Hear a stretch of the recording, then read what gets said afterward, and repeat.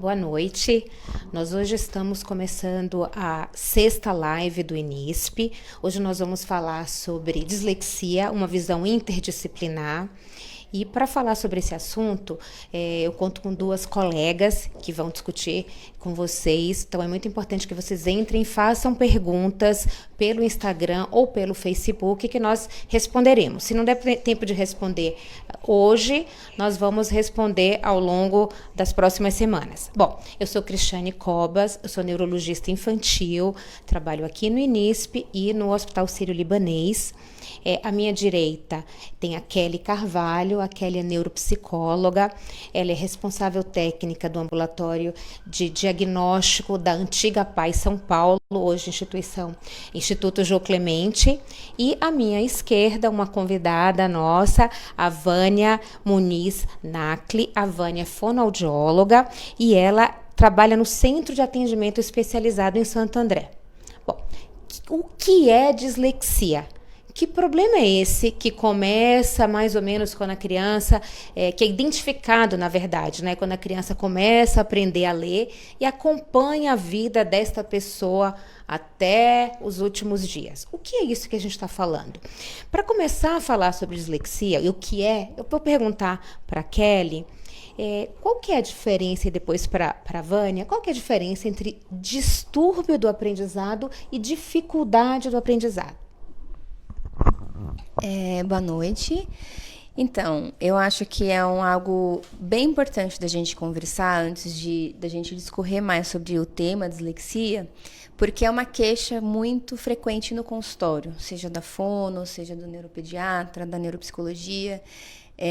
Os pais vêm com a queixa de que a criança começa a ter uma dificuldade na escola. E a gente tem que entender, através da entrevista de anamnese, a partir de quando que começou essas dificuldades, quando que elas iniciaram. Então, às vezes vem aquela criança que já passou da fase de alfabetização, já desde o início começou a dar sinais de que alguma coisa não estava andando dentro do esperado, estava tendo já dificuldades na alfabetização, no desenvolvimento da leitura e escrita, e às vezes a gente até já começa a intervenção, né? Já sugere a intervenção e essa criança já vem para o consultório já feita alguma terapia, por exemplo. E essa dificuldade persiste, mesmo após as intervenções. Então, neste caso, a gente está falando aí de um transtorno porque ele é permanente, ele é pervasivo, né? Ele dura por toda a vida da criança na fase adulta. Quando vem uma outra criança que estava tendo um desempenho adequado, teve alfabetização, conseguiu aprender a ler e escrever dentro da época esperada, e aí acontece algum evento novo, por exemplo, nasce um irmão, os pais se divorciam, e depois desse evento começam as dificuldades escolares, aí a gente vai entender em que momento exato que isso começou a acontecer. Na avaliação neuropsicológica, a gente consegue fazer uma investigação tanto das funções cognitivas, né, e também dos aspectos afetivo-emocionais. E aí a gente consegue identificar se a cognição está tudo ok, todas as funções cognitivas estão, na maioria, dentro do esperado, e alguma questão afetivo-emocional está alterada, a gente encaminha, então, para a intervenção, por exemplo, pela psicoterapia. Depois, reavalia e se essas dificuldades, então, que apareceram após esse evento, elas forem sanadas, então a gente está falando de uma dificuldade. Então, dificuldade é quando aparece algo de diferente e depois que trata, ela passa. O transtorno não. O transtorno é algo que é pervasivo aí para a vida do paciente. Isso, a dificuldade que eu entendo, Cris, ela é transitória, né? Ela começa e ela tem tempo para acabar. E não só, né, uma questão de emocional, muito bem colocado pela Kelly, mas também uma questão pedagógica mesmo. Então a criança se teve relação afetiva com esse professor, porque a gente sabe que esse vínculo afetivo professor e aluno pode causar uma dificuldade de aprendizagem. E a metodologia, a criança se adaptou àquele método da escola, né, de escolarização, porque às vezes tem que mudar de método. Então ela também, se a gente muda de método, ou então se a gente com as intervenções e a criança deslancha no tratamento, isso era uma dificuldade. É importante destacar também que para tanto uma dificuldade, tanto um transtorno, né, quanto uma dificuldade, a gente tem que eliminar a causa de uma alteração auditiva, uma alteração visual, porque às vezes a criança vem para nossa para terapia, para avaliação, e era uma dificuldade auditiva, né? Então você vai ver, ela estava com uma rolinha de cera, ou então ela não estava enxergando direito. Então isso sanado, ela deslancha, né? Assim como a metodologia escolar. Perfeito. Então, assim, falando disso, das questões sensoriais e também das questões cognitivas, eu queria perguntar para as duas quem faz o diagnóstico de dislexia e o que é dislexia, né? Primeiro, o que a gente está falando? O que é dislexia? Bom, dislexia é um tipo um tipo do distúrbio da aprendizagem. Ele é um tipo, pode ter desortografia, pode ter disgrafia, descalculia e pode até ter o misto. A dislexia é um tipo deles.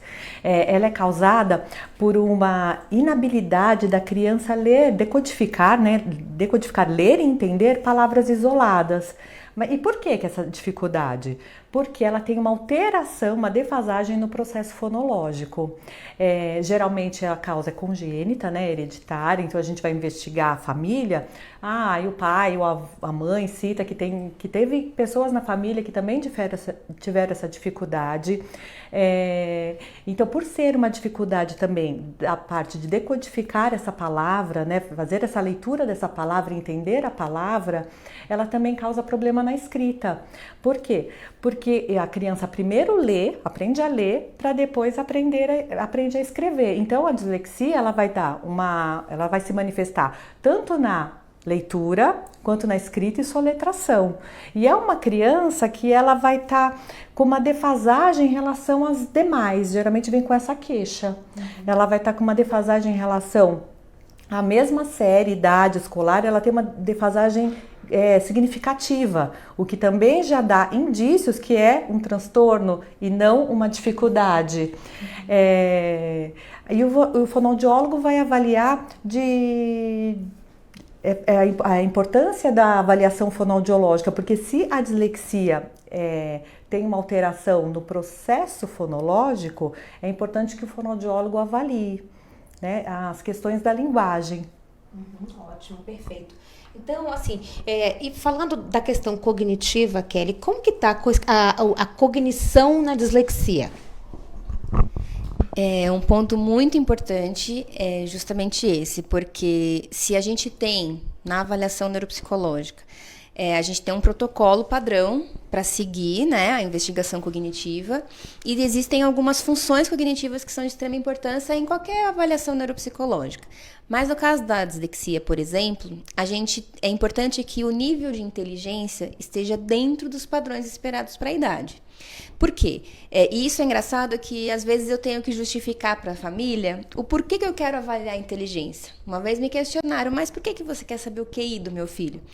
E era assim, eu tive que explicar, porque às vezes a dificuldade vai ser justificada por um nível de inteligência rebaixado.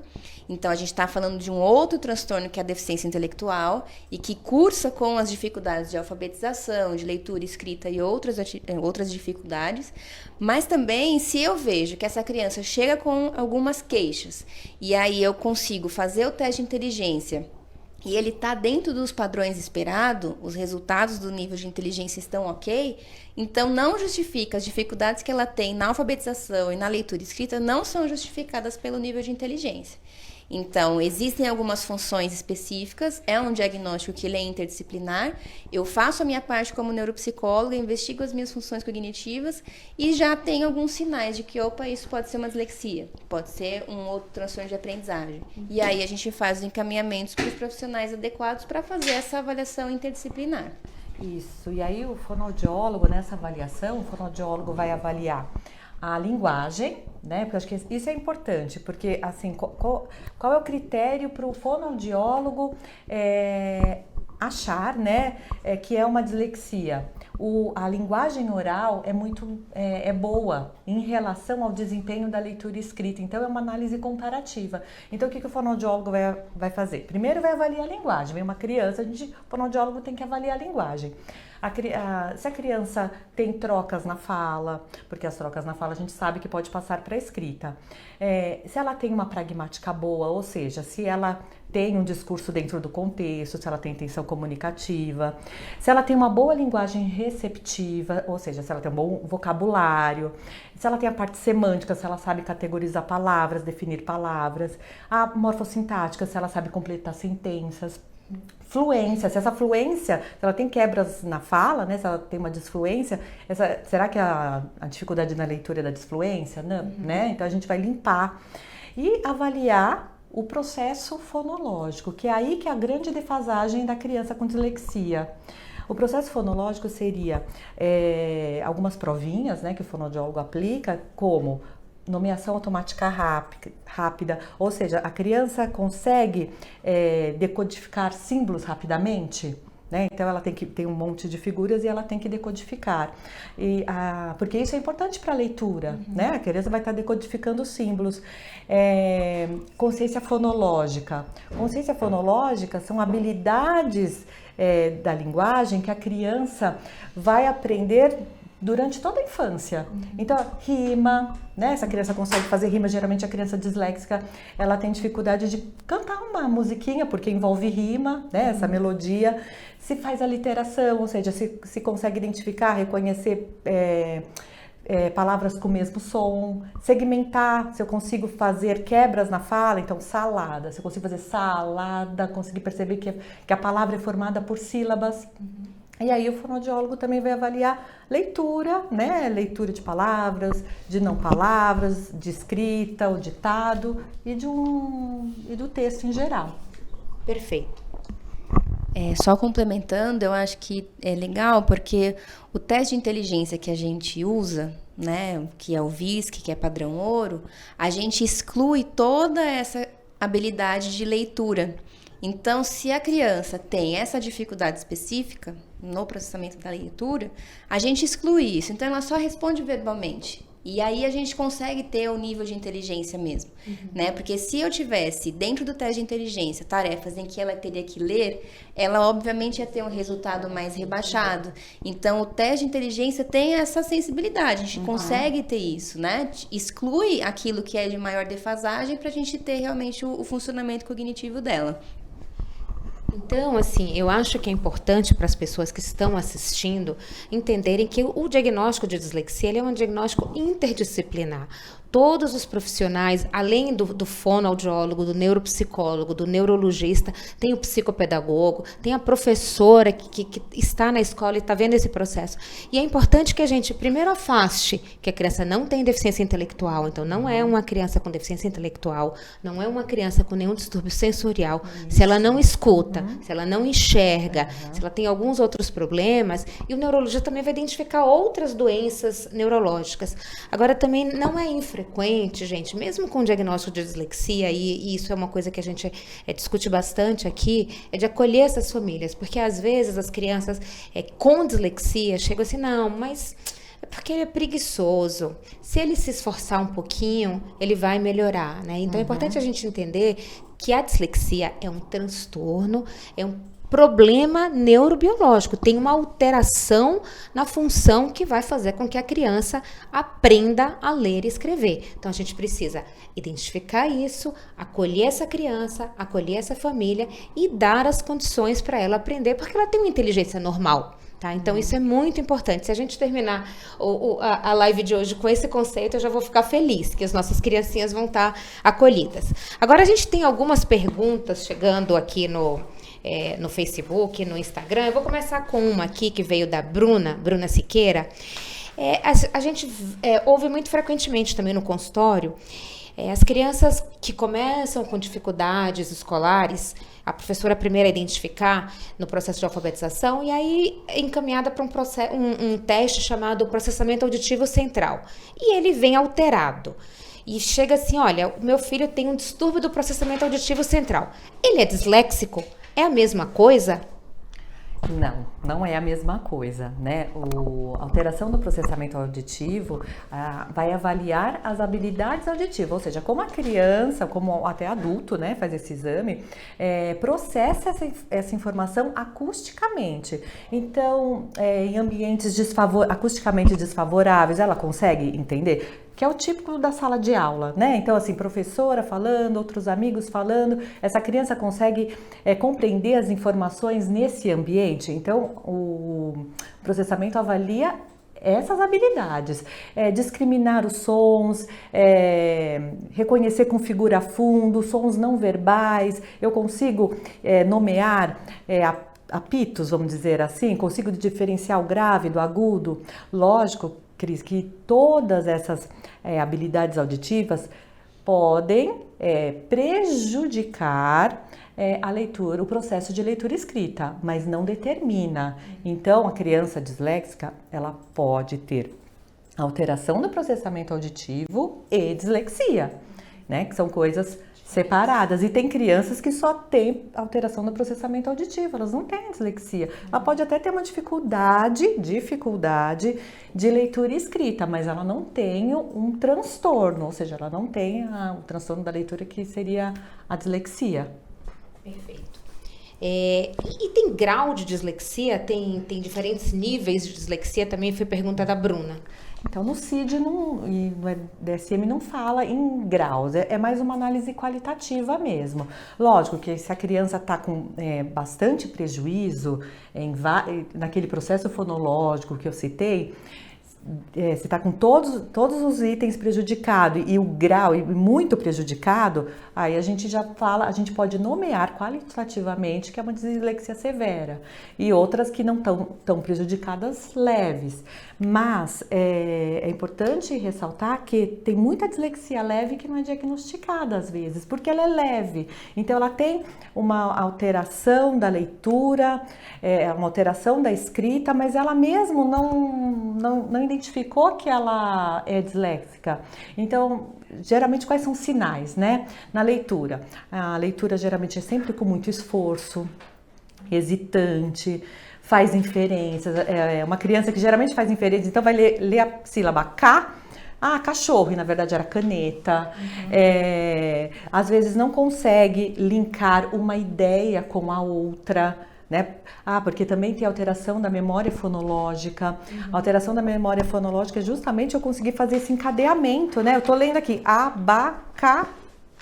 Quando eu tô no xi, né, que a criança tem uma leitura mais com dislexia mais silabada, eu não lembro mais do A, eu não consegui fazer o resgate da palavra.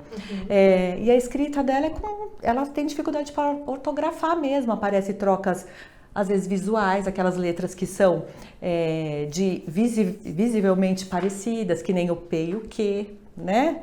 O D e o B, né? Na letra de imprensa. Trocas de desvio fonológico, que nem T e D, F e V, esses pares são muito comuns, o som do K e G, porque o ponto articulatório dessas trocas é a mesma na oralidade. Então, se eu vou falar F, V, é o mesmo ponto articulatório, porém na hora de registrar a criança troca, porque já que o ponto articulatório é o mesmo. E também a criança com dislexia, e muitas vezes a dislexia leve, ela vai ter dificuldade de aprender as regras, né? As regras de S, 2 S, porque na língua portuguesa, o disléxico no Brasil, ele sofre muito, porque o S tem som de S, às vezes tem som de Z, então quando envolve regras, essa criança com dislexia, ela ainda vai ter mais dificuldade que as outras para assimilar essas regras. Perfeito. E com que idade a gente pode fazer o diagnóstico de dislexia? Aí eu vou deixar para a Vânia falar com mais propriedade, mas eu acho que é importante a gente pensar que quando a criança chega muito novinha, eu já tive paciente com 5 anos, já com um diagnóstico de pré-dislexia, por exemplo, né? Então, a gente tem que entender que essa criança ainda não foi nem exposta à alfabetização. É um momento de muita mudança, Então, ela tá lá na educação infantil brincando com aquelas atividades mais lúdicas, a gente começa a alfabetização, começa a estruturar e isso, às vezes, tem um tempo para a criança se adaptar a isso, né? Então, a gente tem, sim, uma idade específica que eu vou deixar para você falar com mais propriedade, mas a gente tem o risco, a gente consegue identificar se essa criança já tem risco para desenvolver a dislexia para a gente fechar esse diagnóstico.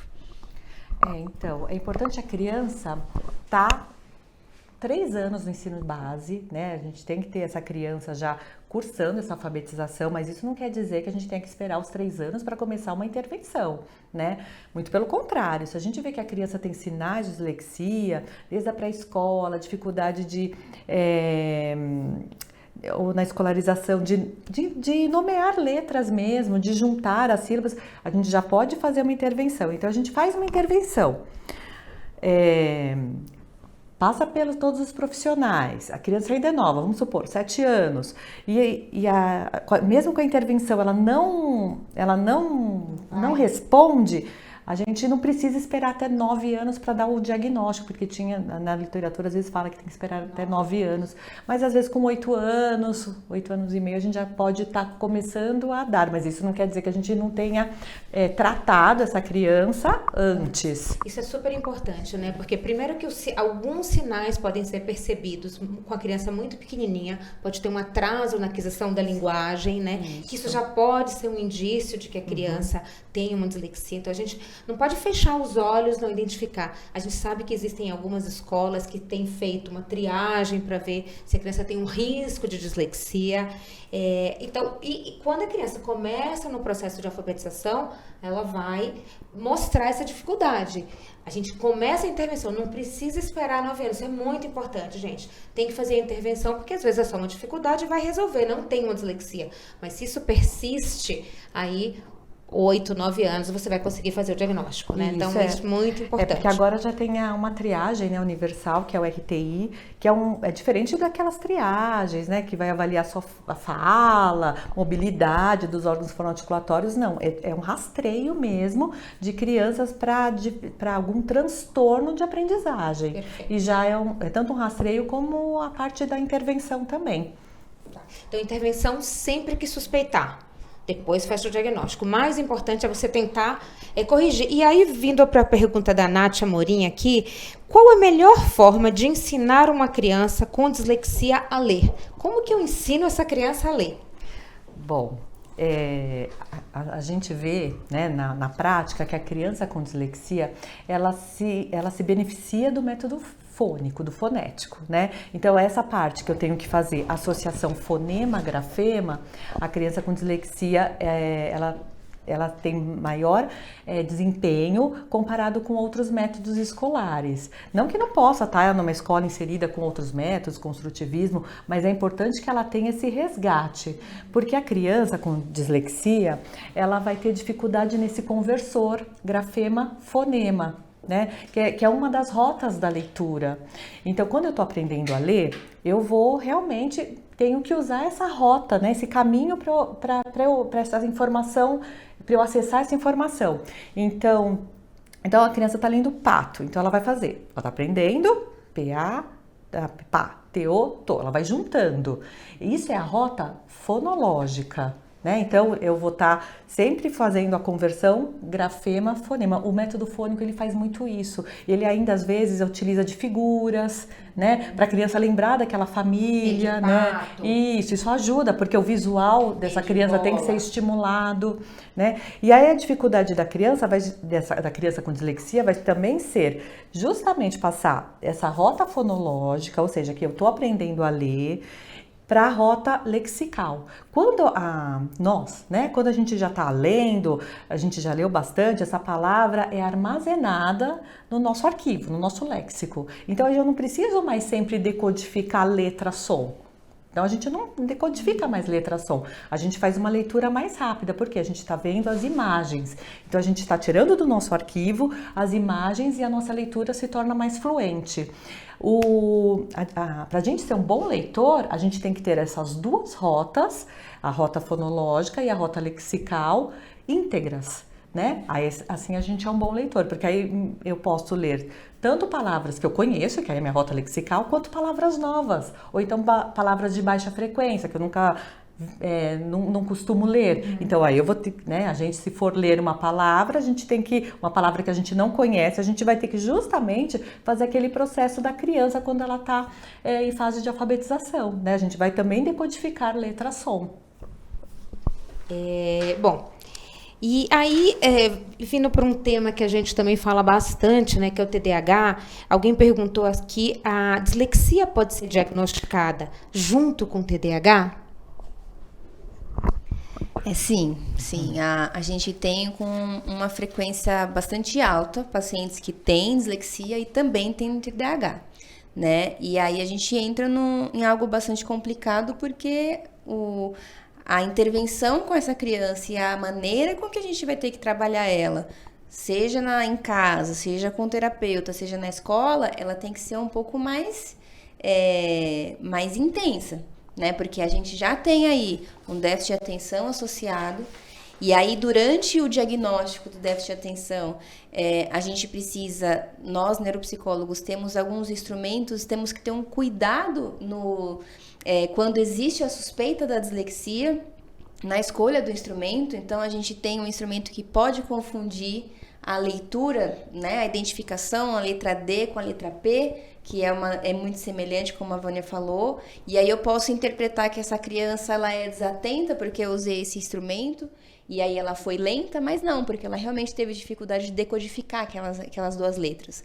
né? Então a gente tem que tomar um cuidado no reconhecimento desses sinais, tanto do déficit de atenção, também com a dislexia, porque assim como a dislexia, a gente tem que ter, não dá pra gente pensar em quem veio primeiro, né? Mas a gente pode ter uma criança que tem um transtorno de aprendizagem e por isso ela fica desmotivada e ela deixa de prestar atenção. Não quer dizer que ela tem um TDAH, mas é muito frequente sim que tenha os dois diagnósticos, e aí a gente tem que fazer de novo as intervenções adequadas, e como você falou, não dá pra gente ficar esperando o tempo para poder intervir, né? A gente tem que intervir o quanto antes.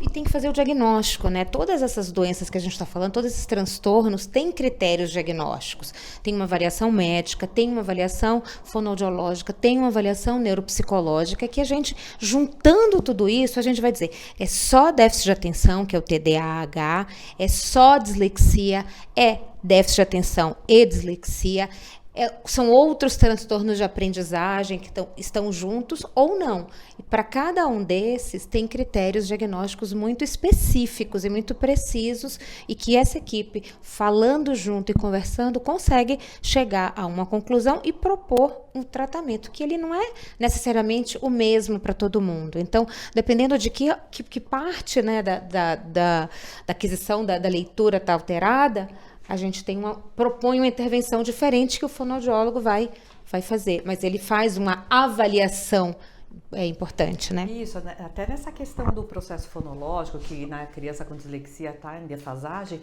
qual parte do processo fonológico está mais, né, que chamou mais atenção, que está com mais prejuízo? É ali também que é para nortear o trabalho do fonoaudiólogo. Aí que o fonoaudiólogo vai investir, né, que vai estimular essas habilidades. E até também para fazer, quando não tem a comorbidade, né, dislexia e TDAH, o fonoaudiólogo também consegue limpar o que é TDAH, né? O que é dislexia, porque o TDAH não costuma ir com tão baixo desempenho nesse processo fonológico.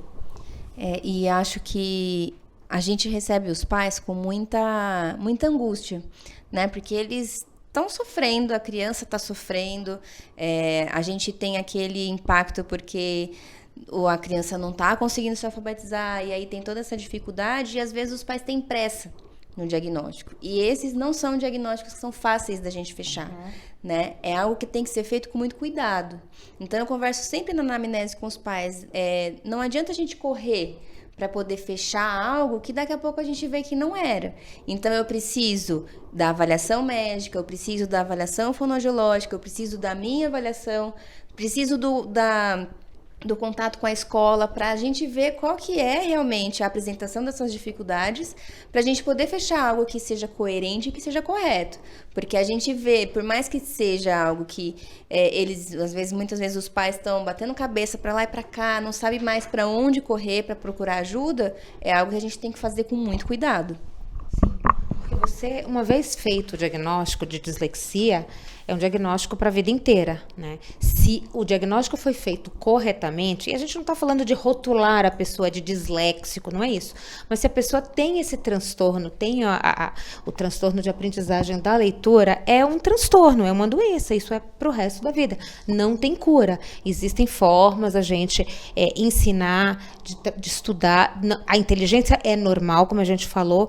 E aí a Vitória perguntou aqui, depois de diagnosticada, quais são as principais atividades para trabalhar o desenvolvimento e amenizar os sintomas, como, por exemplo, escrita espelhada, entre outras dificuldades. O que a gente pode fazer para amenizar esses sintomas? Bom, para começar, feito o diagnóstico, tem que ir para terapia, né? Importante também, às vezes, até a psicoterapia, porque a criança com dislexia, ela tem, não é uma alteração do emocional que está causando a dislexia, não é isso, mas devido a tanto fracasso escolar, causa um prejuízo emocional. Então, para a gente conseguir trabalhar com uma criança, primeiro é tratar esse emocional, né? Lógico, paralelo, né? com as outras, com os outros profissionais. E da escrita espelhada, que realmente tem essa dificuldade de lateralidade, é o desenho da letra mesmo, né? A gente vai mostrando para a criança o desenho da letra, o desenho, o traçado, o tracejado, o quadriculado, copiar as letras. Então, é como faz o desenho da letra, como se fosse aprender a fazer um desenho de um sol. Então, ela vai aprender o desenho da letra. A gente vai investir nessa habilidade. Ok, perfeito. Mais perguntas aqui. Importante, deixa eu só completar que o desenho da letra é sempre associado ao som, tá? Porque aí elas também, a gente vai estar trabalhando essa memória fonológica, memória grafêmica. Então, aí tudo que a criança adquire com os canais, né, que a gente tem, tanto auditivo, visual, quanto mais a gente proporcionar esses canais, mais essa informação entra com uma função, né? E permanece. Então, registra melhor, né? Então, a gente tem o registro dessa informação melhor e a manutenção. Isso que você falou também é super importante, né? A autoestima dessas crianças. E não é que por causa da baixa autoestima eles têm essa dificuldade, né? Mas eles comumente chegam aqui muito arrasados. Falam assim, olha, eu estudo... E quando são gêmeos, que o outro está indo super bem, mas eu estudo muito mais que meu irmão e eu vou mal. Será que eu sou burro? Né? Então, eles chegam assim, né? É um sofrimento muito grande. Então, a gente tem que acolher e ajudar. É comum as crianças fazerem a avaliação neuropsicológica, acho que mais do que avaliação fonológica. Vai muita intervenção com o fonoaudiólogo, a criança que atrasou, que troca a letra, começa uma intervenção, mas dificilmente tem uma avaliação, pelo menos a minha experiência, assim, eu não vejo chegar tanto com avaliação fonoaudiológica, que é muito importante, extremamente importante, mas chega muito com avaliação neuropsicológica. Então, eu queria perguntar para a Kelly, assim, quando faz avaliação neuropsicológica, você encontra algumas dicas, algumas suspeitas, você fala assim, olha, eu preciso de complementar. Quais são essas pistas? Como eu falei no começo, na avaliação a gente tem algumas funções cognitivas que a gente tem que obrigatoriamente investigar. E quando a gente está falando de uma criança que está na fase escolar, eu acho que é muito importante da gente fazer a avaliação das habilidades acadêmicas, né? Então, às vezes, durante a anamnese, pode passar despercebido pelos pais uma dificuldade mais específica quanto à leitura. Então, se for uma dislexia leve, por exemplo, isso passa como um preguiçoso. Quando tem um TDAH aí envolvido também, acaba ficando um pouco misturado, né, as queixas. E aí, por exemplo, no teste de inteligência que a gente usa, existem tarefas. Então, a gente tem tarefas que a criança responde verbalmente, então estou avaliando a compreensão verbal, e tem aquelas que ela responde praticamente, né? Então eu dou o estímulo para ela fazer a atividade prática. E é muito comum da gente ver uma diferença bem significativa entre as habilidades verbais e as habilidades executivas. Isso já é um ponto que chama atenção. E aí, quando você vai fazer a avaliação das habilidades acadêmicas, que seja um rastreio. Então, eu faço uma leitura de palavras, de uma lista de palavras. Eu já começo a perceber algumas trocas. E aí eu vou pôr um texto para ler. Vamos ler uma lista de pseudo-palavras. Então, essa semana mesmo, eu tive uma paciente que a queixa era de leitura, né? Então já me dá uma dica, mas é uma criança que não passou por intervenção nem por avaliação fonoaudiológica, e eu dei um texto para ela ler, um texto bem simples assim para a idade dela. Ela levou 7 minutos, e aí eu perguntei para ela leu em voz alta, eu perguntei para ela: o que você entendeu desse texto? Eu não entendi nada. E aí eu peguei um outro texto e eu li para ela. E o que você entendeu? Ela entendeu perfeitamente o texto todo. Então, a gente percebe que é realmente algo que está relacionado à interpretação, à compreensão da leitura que ela fez. Porque quando eu contei, ela compreendeu bem, né? E aí, já é um sinal para eu encaminhar para a fonoaudióloga, que ela ainda não fez nenhuma avaliação. Então, é algo que a gente começa a perceber. Ela também tem trocas na escrita.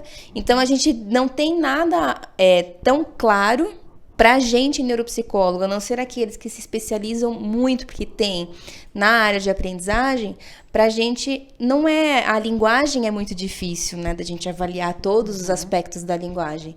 Então, é de extrema responsabilidade, quando percebe esses sinais, a gente encaminhar para a fono para poder fazer essa avaliação mais completa.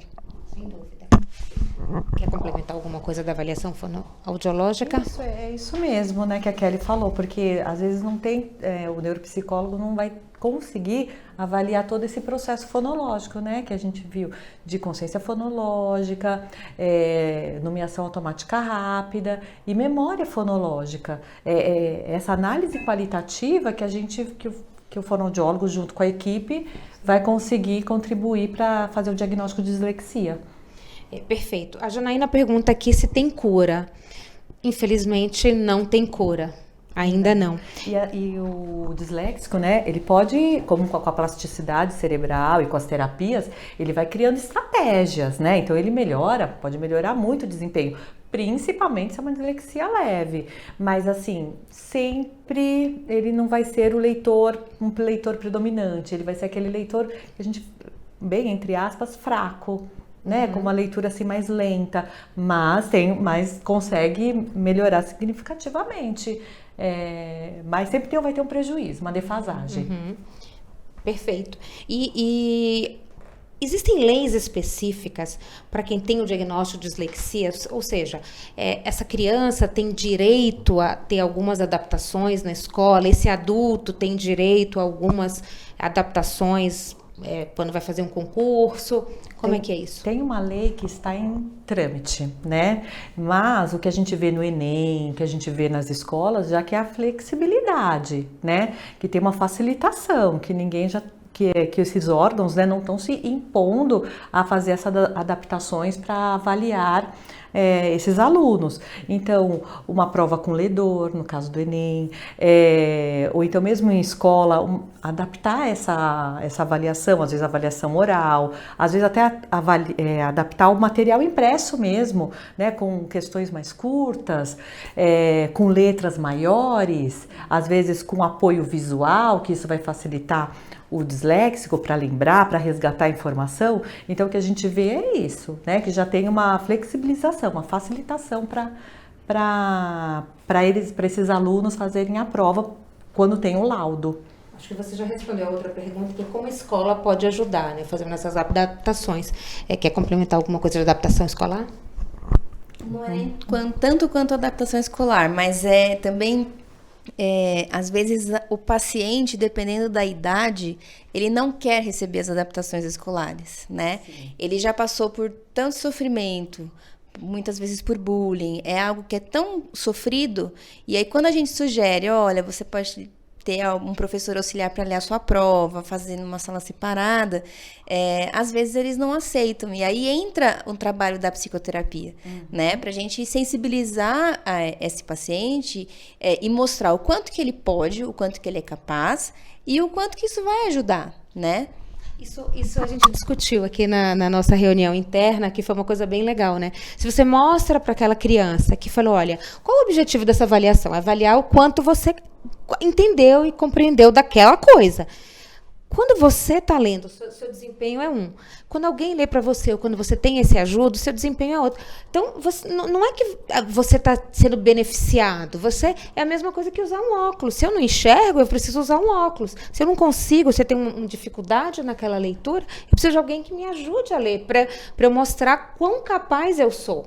Né? Então, são coisas que a gente... E a psicoterapia é perfeita, é muito importante, né? E às vezes o que a escola faz é o disléxico, né? O aluno com essa dificuldade, com esse transtorno, fazer a prova com a turma, mas depois ser avaliado mesmo de outra forma, fora né? Em outro horário, ou de uma questão oral, mas ele não deixou de fazer a prova com a turma. Legal, né? Porque daí ele está incluído, Isso. de fato, e até aí ele vai entender que assim, ele é capaz de fazer aquilo melhor, né? Isso vai dar uma coisa muito positiva. O disléxico, né, recebe o laudo, então a escola às vezes fala, então vou fazer só prova oral, mas às vezes talvez fazer prova oral seja bom num primeiro momento. Num outro, é importante que ela também né, que a criança enfrente essa parte da escrita, porque com os tratamentos ela já vai podendo também fazer registros, né, e ser avaliada dessa forma. Então é importante que não fique só na oralidade. Claro. E que orientações a gente pode dar para uma família que tem uma criança com dislexia? Orientações em termos de apoio para essa criança. O que a gente pode sugerir, Kelly? Eu acho que, primeiramente, entender aquilo que foi o que você falou, que não é preguiça, né? Eu tive um paciente há muito tempo que a queixa da mãe era justamente essa. Meu filho é preguiçoso e ele tem dislexia. E quando eu dei o resultado para a mãe, foi uma avaliação interdisciplinar, e eu falei o resultado para a mãe ficou assim um pouco chocada, né? E eu fiz questão de dar a devolutiva para ele, porque ele falava para mim, eu não sou preguiçoso. E quando primeiro ele era menor de idade, então eu pedi autorização para ela, falei, eu posso falar tudo isso para ele? Pode. E quando eu falei para ele falou assim, então eu não sou preguiçoso mesmo?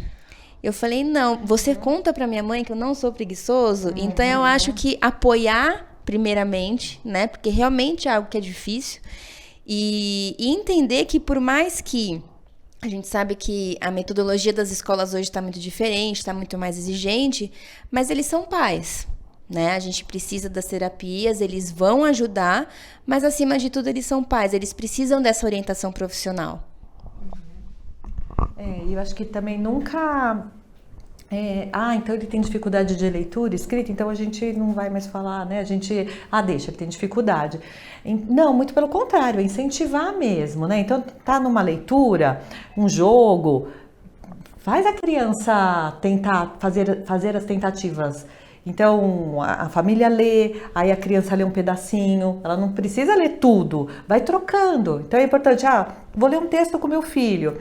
Eu leio e deixo uma palavrinha para ele ler. E isso vai aumentando, né? E na escrita a mesma coisa. Hoje a gente vai no mercado, vamos lá, vamos escrever a lista. Então, fazer atividades que envolvam a criança, que vai dando pistas, né? Porque justamente a gente tem que a criança se favorece com essas pistas, associação fonema com grafema, ou esse apoio visual, né? Então a família também tem que ser, pelo menos quando eu atendo, eu dou esse retorno para a família de como que a palavra é feita, leva a boquinha de cada som, né, de cada letra, para ela poder estar sendo um coterapeuta lá na família. Isso vai ajudando. Muito bom. Alguém perguntou sobre os hábitos desejáveis a uma criança com dislexia. Eu acho que são os hábitos para qualquer criança, né? Porque também tem que afastar. A criança não está dormindo e aí dorme mal, fica com o celular até de madrugada. Vai ter um desempenho acadêmico abaixo da média. Então, assim, os hábitos saudáveis para toda criança, seja ela com ou sem dislexia. Dormir, comer, brincar também, né? Hoje é uma coisa que a gente também vê um monte, né? As crianças têm uma agenda maior do que a nossa, né? Então, a criança fala assim, eu quero brincar, eu quero ter meu tempo de fazer nada. Meu tempo de fazer nada. E também não é ficar ter tempo de videogame, tem que ter regras, tem o tempo de fazer a lição, tem o tempo de descansar, tem o tempo de não fazer nada, de ficar lá, né, jogado. Mesmo, né? Tem que ser criança. Tem chegando mais perguntas aqui. Vamos lá. Alguém está perguntando se a dislexia tem causa genética. Eu não sei se é causa genética ou se é a questão da hereditariedade que está perguntando. Quem quer responder? Na definição da dislexia é uma causa congênita, né? Então, quando a gente vai fazer a anamnese, que a gente tem que fazer uma anamnese muito bem detalhada, a gente percebe que tem pessoas na família que tem a mesma queixa, né? Que quando criança tem a mesma queixa dessa criança que está buscando atendimento em avaliação. Eu não sei se a pergunta da causa genética da pessoa que perguntou é uma questão se doenças genéticas podem levar à dislexia. Se a gente tem um diagnóstico de uma doença genética, a gente tem um outro diagnóstico neurológico genético que não é a dislexia. A dislexia é um transtorno da função de aprender a ler. Então, tem hereditariedade, mas se tiver uma causa genética, alguma alteração em algum gene, a doença vai ser aquela alteração naquele gene, que pode vir com alteração na leitura, alteração intelectual ou outras coisas. Mas por isso que é importante essa avaliação interdisciplinar, né? E alguém também perguntou como é o adulto com dislexia. Então, o adulto é aquele que vai ser um leitor fraco. Depende também de quão trabalhado esse adulto foi, né? Tô contando que é um adulto que foi trabalhado, né, que foi estimulado, então ele vai ser um leitor considerado fraco perante os outros. Às vezes ele tem dificuldade no inglês, né, porque já pensou, se a memória fonológica, a gente sabe que do dislexo tá prejudicada. Então, às vezes, para ele aprender uma outra língua, ele é mais penoso. E às vezes, o adulto precisa recorrer àquele corretor ortográfico mais do que os outros, né? Para poder escrever certo. Então, é um adulto que se apoia mais nessa ferramenta.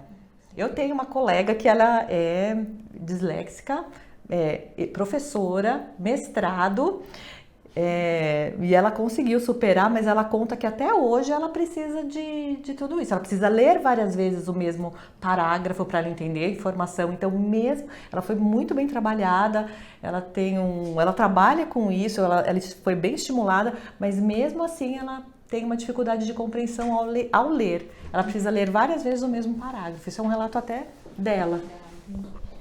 Bom, e agora, é um leitor fraco, mas pode ter outras habilidades super bem desenvolvidas, né?